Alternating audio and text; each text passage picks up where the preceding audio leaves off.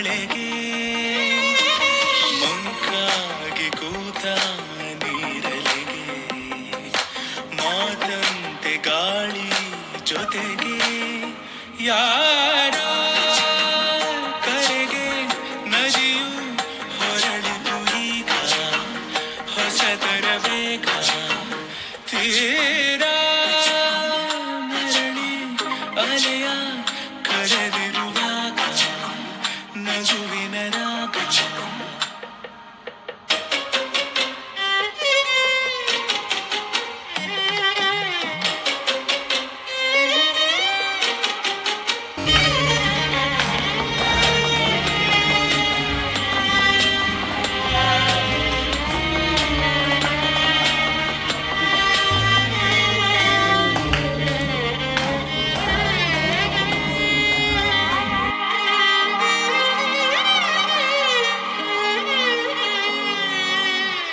ಇದೀಗ ಮೂರು